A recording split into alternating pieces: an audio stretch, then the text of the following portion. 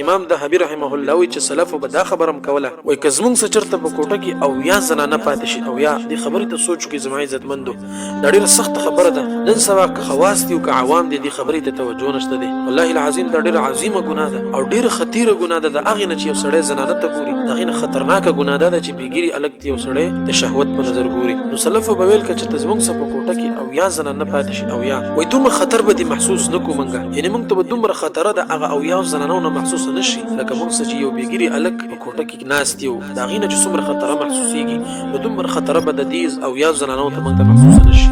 أئنكم لتأتون الرجال شهوة من دون النساء دا عمل د قوم لوط الله ذکر کړه. د هغې په وجه الله قوم لوط هلاک کړی دی. کشرانو هلکانو له زیږیرو هلکانو له پردو زنانو له ګوري نو دا هم د لوط علیه السلام د قوم عمل دی.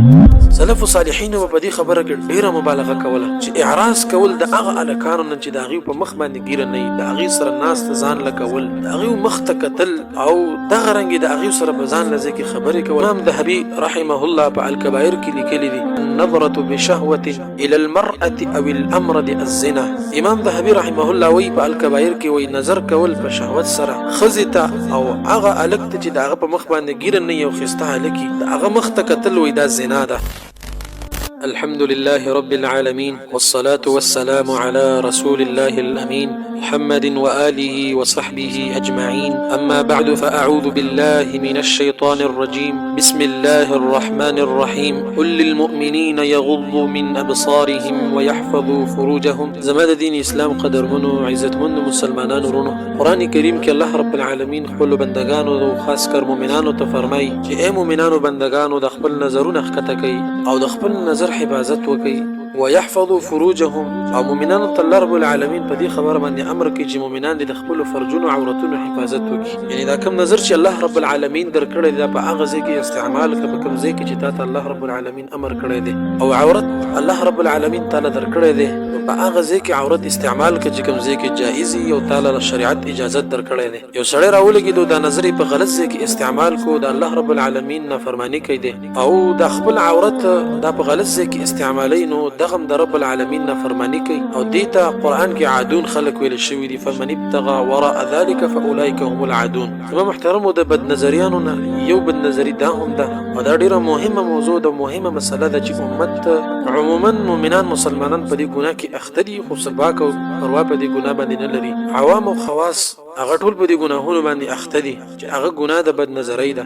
د بد نظرۍ یو قسم دا دی زما محترمو چې علماء کرامو په خپلو کتابونو کې راوړی دی چې هغه هلکان چې د هغې په مخ باندې ګیره نه یو ښایسته هلکان یې هغې ته کتل د شهوت په نظر باندې دا په عظیمو ګناهونو کې ده او په کبایرو ګناهونو کې ده. لکه امام ذهبي رحمه الله په الکبایر کې لیکلي دي او هغه دا ګناه په ګناهونو کبایرو ګناهونو کې راوړی ده. هغه وایي النظرة بشهوة الى المرأة او الامر د الزنا. امام ذهبي رحمه الله وی په الکبایر کې وی نظر کول په شهوت سره ښځې ته او هغه هلک ته چې د هغه په مخ باندې ګیره نه یو ښایسته هلک وي د هغه مخ ته کتل وی دا زنا ده. دا وګورئ زما محترمو ښځې ته کتل په شهوت نظر باندې یا همداسې کتل دا خو اصم ګناه ده او هغه هلک چې د هغه په مخ باندې ګیره نه وي امام ذهبي رحمه الله وی دا هم چې کوم دی په کبایرو ګناهونو کې ده چې یو سړی دغه هلک ته ګوري. او بیا یې دا هم لیکلي دي چې دا د لوط علیه السلام د قوم چې کوم د درې قسمه عملو یعنې درې قسمه عملو د قوم لوط. یو هغه انسانان چې کشرانو له پردو زنانو له ګوري دا هم د قوم لوط عمل دی. کشرانو هلکانو له زیږیرو هلکانو له پردو زنانو له ګوري نو دا هم د لوط علیه السلام د قوم عمل دی. دویم د هغې سره لاس یو ځای کوي. دریم دا ده چې د هغې سره بد اخلاقي کوي. امام ذهبي رحمه الله وی د اولنی دواړه په ګناه کې ډیر سخت دي. کوم اولنی دواړه یو سړی د کشرانو سره چې کوم دی هغې ته ګوري د زیږیرو هلکانو ته ګوري او پردو زنانو له ګوري وی دا دواړه چې کوم دی په ګناه کې ډیر سخت دي. اخرنی قسمه ده چې بد اخلاقي کوي د دې سره. بد اخلاقي کول خو عظیم ګناه ده. زنانو سره او د هلکانو سره بد اخلاقي کول خو عظیم ګناه ده او د هغې ته کتل او د هغې سره چې کوم دی لاس یو ځای کول دا هم چې کوم د امام ذهبي رحمه الله وی د قوم لوط عمل دی. ځکه قرآن کریم کې الله رب العالمین دغه عمل عمل ذکر کړی دی چې انکم لتأتون الرجال شهوة من دون النساء. دا عمل د قوم لوط الله ذکر کړی د هغې په وجه الله قوم لوط هلاک کړی دی. دریم دغه قسم شو. بیا امام زاهبي رحمه الله داسې ویلي دي وایي دې وجې نه سلف صالحینو به سخته مبالغه کوله په دې خبره کې. په کومه خبره کې چې الاعراض عن المردان وعن النظر الیهم وعن مخالطتهم ومجالستهم. سلف صالحینو په دې خبره کې ډیره مبالغه کوله چې اعراض کول د هغه الکانو نه چې د هغې په مخ باندې ګیره نه وي، د هغې سره ناست ځان لکول، د هغې